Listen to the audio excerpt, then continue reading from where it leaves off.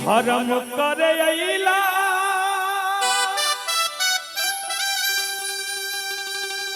और माया में भूलैला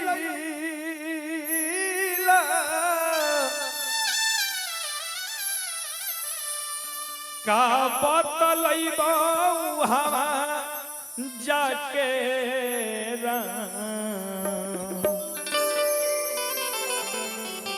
हरे राम हरे राम और उड़ी जाई सुगना अब बतिया के बूझना अब कुछ न संगवा में जाइए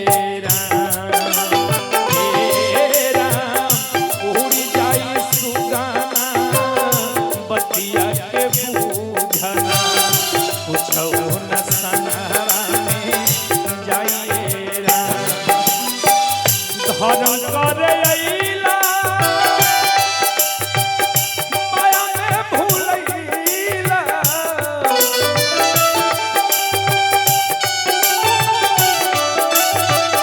धर्म करे अइला माया में भूलैला का बतलैबा हवा जाके का बतलैबा हवा जाके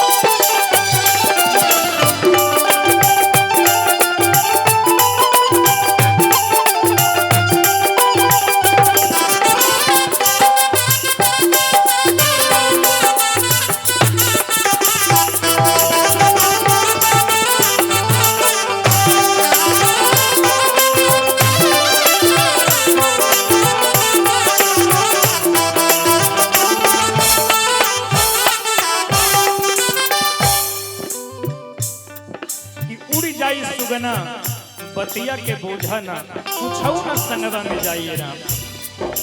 और इस बात का प्रमाण है आज हमारे बाबूलाल बाबूजी चले गए, हमारे अभिनव जी के दादाजी बचनदेव बाबूजी के पिताजी चले गए, क्या अपने साथ कुछ लेकर गए? आप अपनी आंखों से देखे होंगे, उन्होंने भी अपने जीवन में बहुत कुछ किया, लेकर गए कुछ क्या? पप्पू भैया,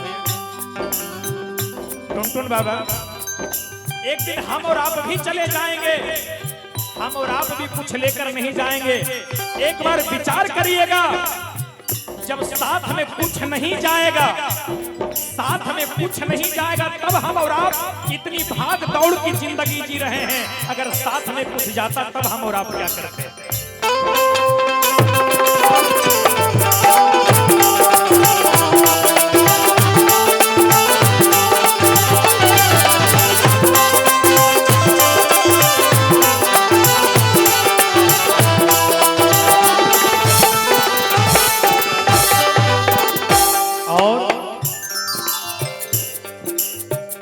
दिवाकर हो धनी भाव में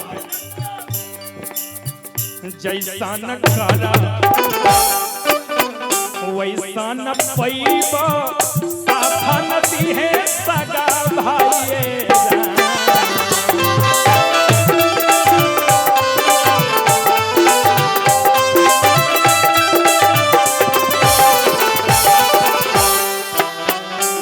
आरे जैसा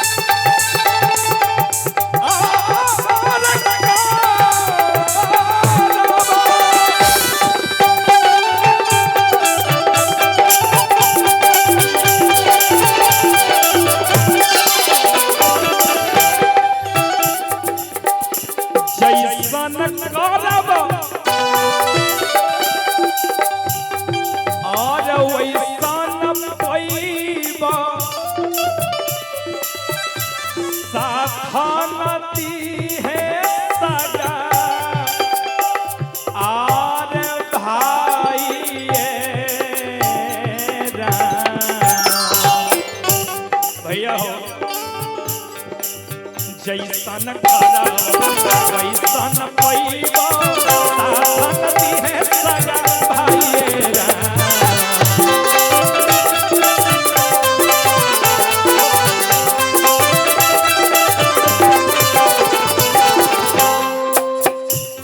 आप जैसा करेंगे वैसा ही आपको मिलेगा।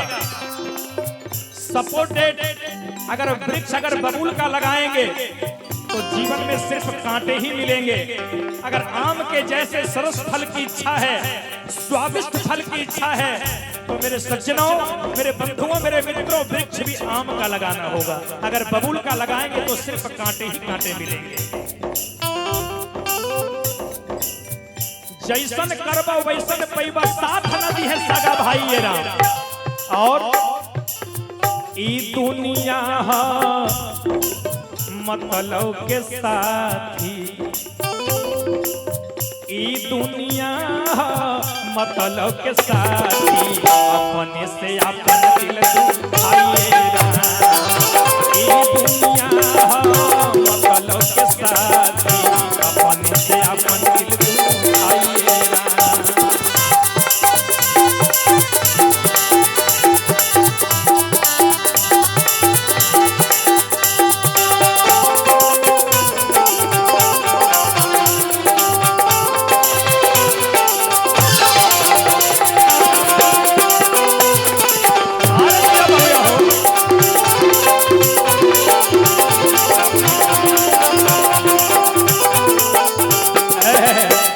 देखा कितना नीमन धुन रहे। बहुत पुरानी गीत है कि जिंदगी की ना टूटे लड़ी प्यार कर ले घड़ी दो घड़ी। लेकिन मैं कहना चाहूंगा, याद करवा दिए मेरे भैया जी,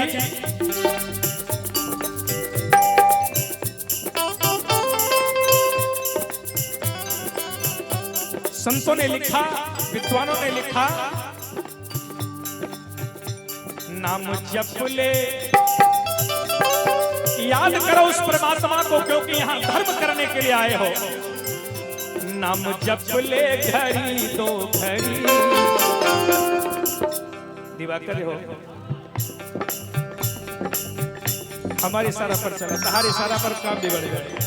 देखे नाम जप ले घड़ी दो घड़ी, नाम जप ले घड़ी दो घड़ी, क्योंकि बाबा गोस्वामी जी रामचरितमानस के पवित्र पन्ने पे चित्रण करते हैं कि एक घड़ी आधो घड़ी आधो में पुण्याद, तुलसी संगत साधु की कटई कोटि अपराध।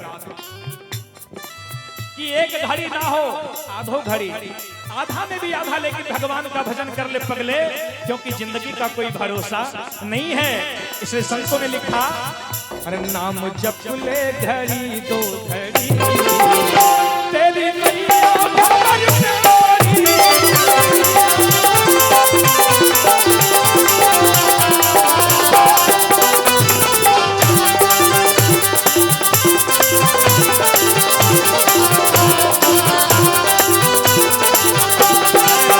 लंबी लंबी उमरिया को छोड़ो, लंबी लंबी उमरिया को छोड़ो।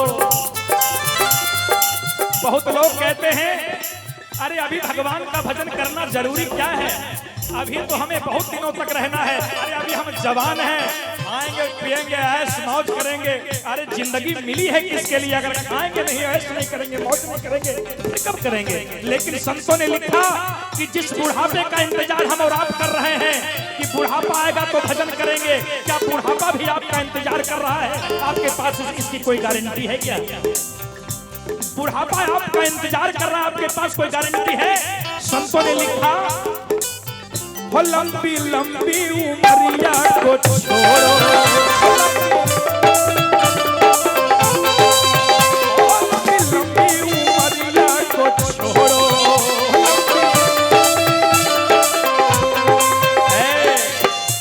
कि लंबी लंबी उमरिया को छोड़ो, यहाँ मरना सभी को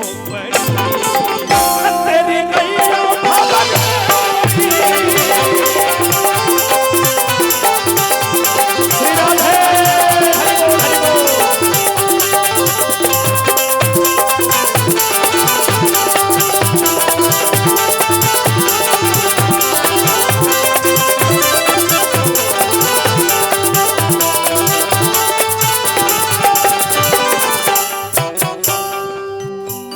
सुगना बतिया के बूझाना कुछऊ न संगवा में जाइए राम। इतना ही नहीं, लिखा कवि ने बड़ा रे जताना से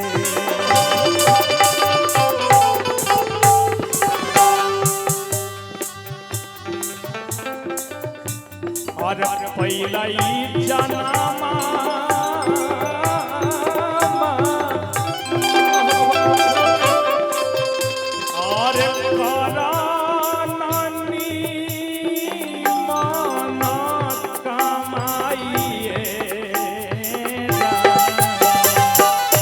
भैया हो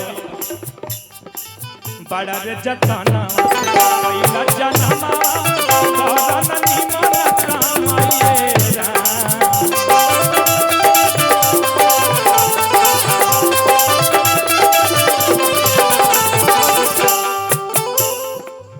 बड़ा रे जन्ममा से यानी बड़ा रे जतनमा से पहला नर्तनमा करन निमन कमाइए राम।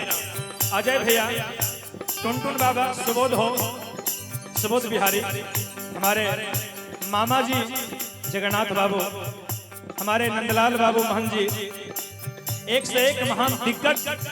हम लोग तो नए में हैं, यहाँ आनी नए हैं, लेकिन उधर पुराने में भी एक से एक जिनके आगे हम लोगों ने सीखा है, बचपन गुजारा है। आज उन्हीं सबका आशीर्वाद से हम लोग यहाँ चल रहे हैं और ध्यान देंगे।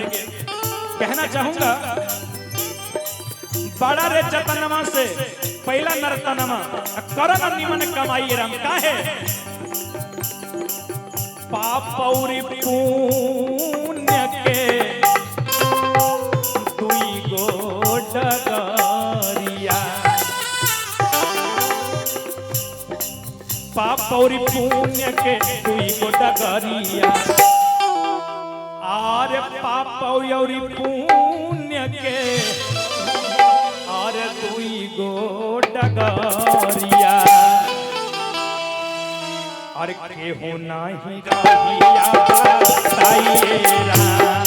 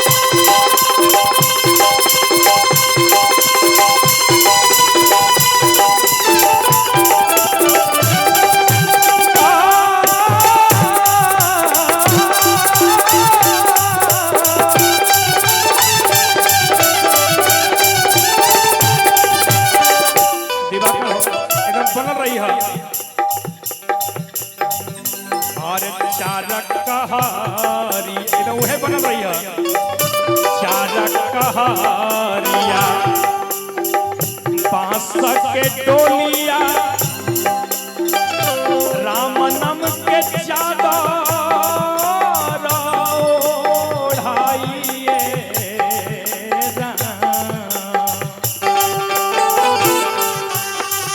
कौन देते रहा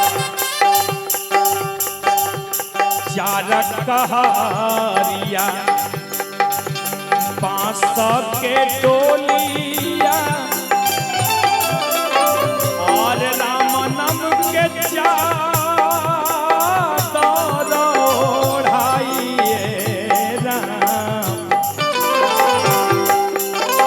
छूट जाई दुनिया सब खाई बुनिया छूट जाई दुनिया सब खाई बुनिया छूट जाई दुनिया सब खाई बुनिया। इस संसार का नियम है। अगर बाबूजी चले गए, दादाजी चले गए, ये कोई कहने वाला नहीं होगा कि बेटा क्या करोगे। जो आपके पड़ोसी होते हैं, जिससे आपको थोड़ा सानबन चलता है, वो तो हमेशा दाव में लगे रहेंगे कि भले का कट्ठा घास खावे। सुबह शाम रोज आपके पास बैठेंगे, ये नहीं कहेंगे कि अगर 10 पैसा घट रहा है तो मुझसे ले लो, ये कहेंगे कि कहो भैया सब ठीक ठाक है ना, व्यवस्था भोज के ठीक है ना, की व्यवस्था हो रहा से जो कहलो की करबो नहीं पारबे खाली सदा सदी हमें मैंने पूरी सब्जी भाई मार दे तने मीठो कच कर दलता हल्का पला हल्का बुनियो कर तो मुंह मीठा करवाए थोड़ा सब। आप 100 ग्राम बुनिया खाएंगे, लेकिन आगे जो बनाने वाले हैं, जो खिलाने वाले हैं, उसका 1 कट्ठा चला जाएगा, 2 कट्ठा चला जाएगा, या बहुत रुपए उन पर लोड हो जाएगा, कर्ज हो जाएगा। उसकी चिंता उन्हें नहीं है, बस 100 ग्राम की बुनिया की चिंता है। हर छूटी जाई दुनिया और सब खाई बुनिया भैया हो। और बालक बेदानी खाए जाइए सब खाई दुनिया बालक बेदानी खाए जाइए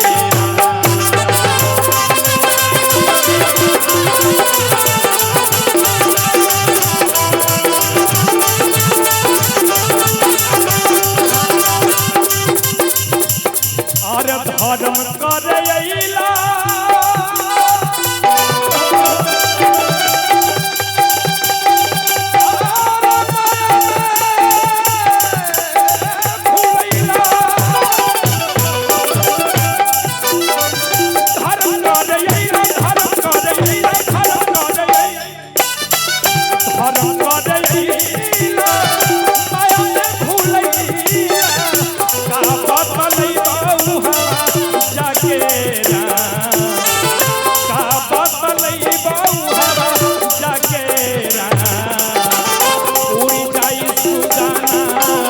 बतिया के बूझना उड़ी जाई सुगाना बतिया के बूझना।